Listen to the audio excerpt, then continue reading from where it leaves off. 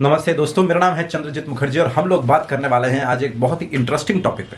और वो interesting topic यह है कि किस तरीके से प्रिपेयर करना चाहिए आईएएस के एग्जाम के लिए, जो कि आपका मेंस का पेपर होता है।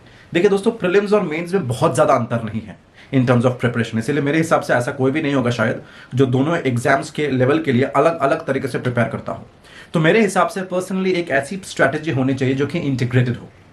तो ये वीडियो उनके लिए है जो लोग 2023 और 2024 में देने का प्लान कर रहे हैं। जो लोग 2022 के लिए प्रिपेयर कर रहे हैं वो लोग इस वीडियो को देखकर एक ओवरव्यू ले सकते हैं, लेकिन जो लोग 2023 और 24 में प्लान कर रहे हैं उनके लिए ये दी मोस्ट इफेक्टिव वीडियो होने वाली है। तो कृपया इसको ध्यान से देखें, ध्यान से समझें कि इसमें क्या बोला जा रहा है। हम लोग इस तरह से GS1, GS2, GS3, GS4 को डिस्कस करेंगे और will discuss how to clear, how to prepare for these individual papers. ठीक है, तो आज जो टॉपिक है, आज जो वीडियो है, जरूर आप लोगों को थंबनेल देखकर समझ में आ गया होगा कि ये क्या होने वाला है। यहां पे हम लोग डिस्कस करेंगे how do we need to prepare ourselves for the general studies paper 1 for UPSC CSC. ठीक है, मेंस का पेपर। देखिए, मैंने यहां पे आपको एक लिस्ट दे रखी है, आप लोग शायद स्क्रीन पर देख पा रहे होंगे। ये यूपीएससी के जो GS2 का पेपर होता है दोस्तों, इस पेपर को हम लोगों ने 6 हिस्सों में बांटा है। इससे बाहर सवाल नहीं आते हैं। तो ये 6 हिस्से क्या है? Number 1, Indian heritage and culture. 2, ancient medieval and modern Indian history. 3, world history. 4th, Indian geography and 5th, world geography. और जो आखिरी पार्ट है, which is the 6th part, which is basically social issues. अब ये social issues या Indian society, इन दोनों को हमको क्लब करना पड़ेगा। इंडियन सोसाइटी के लिए हमें थोड़ा सा जानना पड़ेगा कुछ basic facts on Indian society, और social issues with respect to Indian society हमें करंट अफेयर्स से उठाएंगे। इंडियन सोसाइटी या सोशल इश्यूज को हम लोग क्लब कर सकते हैं इस तरीके से, जैसे हमारा GS2 का भी एक पोर्शन जिसमें सोशल इश्यूज आती है, सोशल जस्टिस के नाम से आती है, हम उसको भी कवर कर सकें।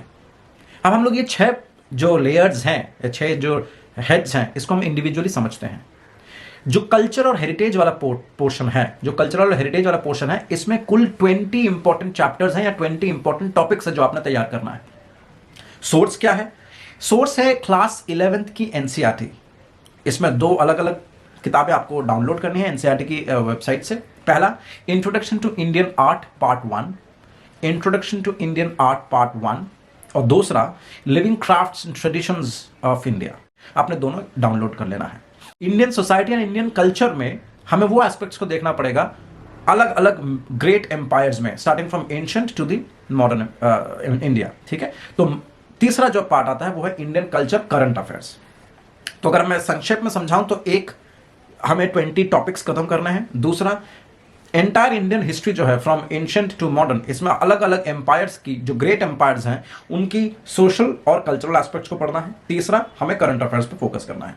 इसके अलावा मेरे हिसाब से अगर आपने पिछले 5 साल का मेंस का क्वेश्चन पेपर उठाया तो उसमें से हर टॉपिक पे कम से कम आपको 100 से 150 वर्ड के सब शॉर्ट नोट्स आपको बनाकर रखने हैं। 20 चैप्टर्स इंपॉर्टेंट टॉपिक्स हैं या इसके जो करंट इश्यूज हैं, हम लोग इसको डिटेल में स्टडी करेंगे और हर एक चैप्टर को हम लोग यहाँ पे पढ़ाएंगे। तो उसमें आप बेफिक्र हो सकते हैं, बशर्त यह है कि आप लोग उस चीज़ से नोट्स बनाएं और हमारे नोट्स को कंबाइन करें और फिर एकदम भली भांति अपने आप को तैयार करें। ये उनके लिए है, मैं फिर से बता दूं, जो लोग 2023 और 2024 के एग्जाम के लिए बैठ रहे हैं। अब आती है एंशिएंट मेडिवल और मॉडर्न हिस्ट्री। देखिए, अगर हम लोग इसको 3 हिस्सों में बांटा है, अगर आप देख पा रहे होंगे, तो एंशिएंट हिस्ट्री स्टार्ट होती है प्री हिस्टोरिक एरा से और खत्म होती है पोस्ट गुप्ता एम्पायर तक। सो इसके अंदर हमें Indus valley civilisation, janapada, mahajanapada, the great Mauryan empires, बहुत सारे जो Mauryan empire, great Mauryan empire जो कि मगध एम्पायर के अंडर में बना था, तो इसके अंदर सारी डिटेल्स हमें पढ़नी है, from Haryanka dynasty to the Mauryan empire. उसके अलावा हमें गुप्ता एज पढ़ना है, हमें पोस्ट मौर्यन, जो सबसे इंपॉर्टेंट है, सबसे ज्यादा कंफ्यूज लोग यही होते हैं, पोस्ट मौर्यन, यानी कि मौर्यन और गुप्ता के बीच में जो पोस्ट मौर्यन फेज था, जहाँ पे इंडो ग्रीक का जो है इंटरवेंशन हुआ था या इन्वेजन हुआ था इंडिया में, वो पोर्शन बहुत इंपॉर्टेंट है। इसके अलावा संगम एज हमें पढ़ना है और कुछ रीजनल किंगडम्स हमें पढ़ने हैं। उसके बाद हम चले आएंगे मेडिवल पार्ट में। Medieval part will start from Harsha empire, which is basically the early medieval era. उसको कंप्लीट करके हमें पढ़ना है द ग्रेट चोला एम्पायर, जो 1200 के आसपास हम लोग को सदर्न इंडिया में दिखता था। इसके अलावा हमें पढ़ना है टर्किश इन्वेजन, फिर हम आएंगे राजपूत्स पे, और उसके बाद हम करेंगे स्टार्ट दिल्ली सल्तनत। और दिल्ली सल्तनत will continue further with Mughal empire, Maratha empire, Maratha confederacy. इसके अलावा आएगा सदर्न डायनेस्टीज या सदर्न किंगडम्स, और फिर आएगा बहमनी किंगडम, बहुत ही इंपॉर्टेंट है। विजयनगर बहमनी किंगडम से हर साल सवाल आने की पूरी तरह से संभावना रहती है।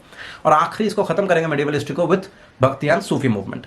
अब रही बात मॉडर्न इंडिया की, तो मॉडर्न इंडिया स्टार्ट होगा the fall of Mughal empire से, और फिर एडवेंट ऑफ यूरोपियंस, किस तरह से ईस्ट इंडिया कंपनी रूल करती थी, किस तरीके से ब्रिटिश जो क्राउन है वो रूल करती थी, उसके अलग अलग socio economic political international foreign कैसे उनके रिलेशंस बनाए थे, वो पूरा एस्पेक्ट हमें देखना है, उसका इम्पैक्ट इंडिया में देखना है। और साथ ही साथ हम लोग स्टार्ट करेंगे इंडियन नेशनल कांग्रेस का शुरुआत, और उसके बाद द 3 और 4 phases of the freedom struggle, और उसके बाद इसको खत्म करेंगे with the post independent India. तो ये एक और एस्पेक्ट है जो मॉडर्न इंडिया में आपसे पूछा जाता है इन योर मेंस।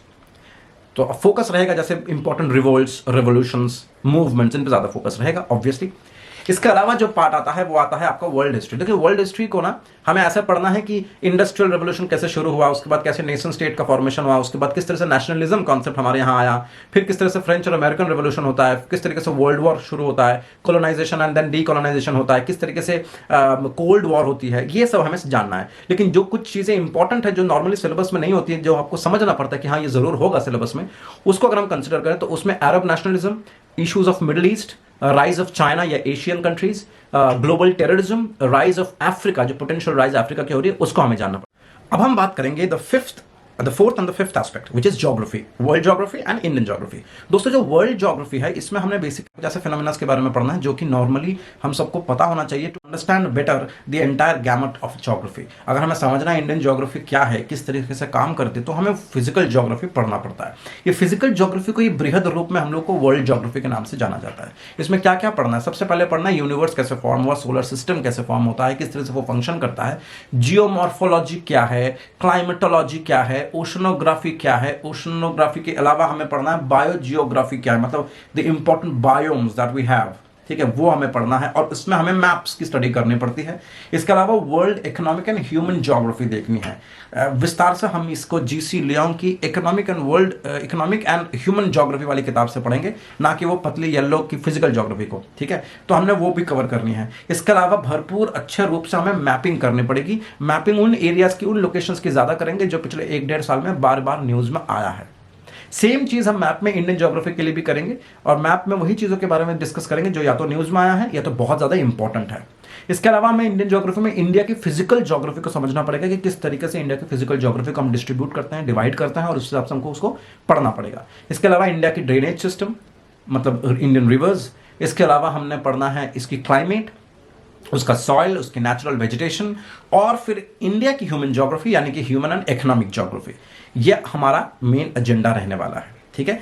और इसके अलावा यहाँ डीकोड के यूट्यूब प्लेटफॉर्म पे आपको कुछ इंपॉर्टेंट एनवायरनमेंट से रिलेटेड, जो एनवायरनमेंट एंड ज्योग्राफी को क्लब करके जो इंपॉर्टेंट करंट अफेयर्स आती हैं, एक मैगजीन आती है ज्योग्राफी एंड यू, उसके बेसिस पे हम लोग यहाँ पे कुछ करंट इवेंट्स भी डिस्कस करेंगे। नेक्स्ट आता है वो आता है आपका इंडियन सोसाइटी या सोशल इश्यूज, जो अब हमारा छठवां टॉपिक है। देखिए इसमें हमने बेसिकली उन तमाम चीजों को जानना है जो इंडियन सोसाइटी को डिफाइन करता है, ठीक है। विलेज लाइफ क्या है, रूरल लाइफ क्या है, ये सारी चीजें, कौन कौन सी सोशल इंस्टीट्यूशंस ऐसी हैं जैसे फैमिली, जैसे मैरिज, ये सारी चीजों को हमको समझना पड़ेगा। और इनसे तमाम रिलेटेड इश्यूज, जैसे issues related to women, issues related to minorities, issues related to children, ठीक है, issues related to sanitation, water, drinking water, ये सारी चीजों को यहाँ पे फोकस किया जाएगा।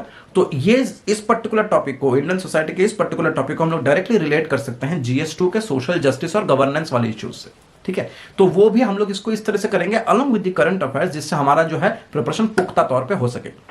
तो जो लोग 2023 और 2024 के लिए प्रिपेयर कर रहे हैं, आप लोग इस चैनल को जरूर सब्सक्राइब करें। इसमें आपको सारी डिटेल, सारी स्ट्रैटेजीज बहुत ही बेहतर रूप से मिलने वाली है। तो उम्मीद करते हैं आपको कुछ समझ में आया है। इसमें जितने सारे PDFs हैं वो आपको इंस्टाग्राम पे पॉलिटी 101 या तो डीकोड जुडिशरी में आपको मिल जाएंगे।